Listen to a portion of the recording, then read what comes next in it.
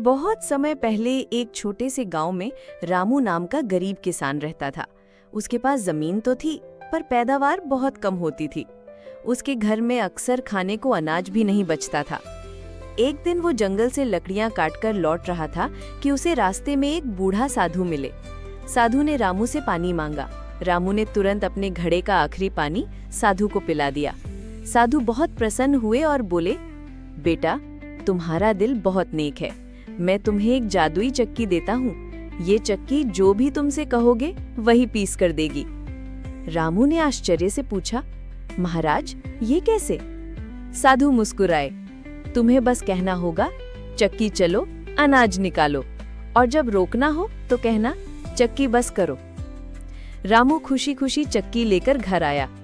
उसने कहा, चक्की चलो, गेहूं निकालो, और देखते ही देखते गेहूं के ढेर लग गए। फिर उसने कहा, चक्की बस करो, और चक्की रुक गई। धीरे धीरे रामू का घर भर गया। उसके पास चावल, गेहूं, दाल, यहाँ तक कि मिठाइयाँ भी निकलने लगी। वो अब गांव के गरीबों को भी खाना खिलाने लगा। लेकिन गांव का लालची जमींदार ये देख रहा था। एक दिन उसने रामू को धोखा देकर चक्की चुरा ली। घर पहुंचते ही उसने कहा, चक्की चलो, सोना निकालो, और चक्की ने ढेर सारा सोना निकालना शुरू कर दिया। जमींदार बहुत खुश हुआ, लेकिन उसे ये नहीं पता था कि चक्की रोकनी कैसे है। चक्की चलती रही, सोना निकलता रहा और घर सोने से भर गया। इतना सोना हुआ कि घर की दीवारें टूट गई और जमींदार दबकर मर गया। बाद में रामू ने चक्की को वापस पाया और फिर उसने उसका इस्तेमाल केवल दूसरों की भलाई के लिए किया।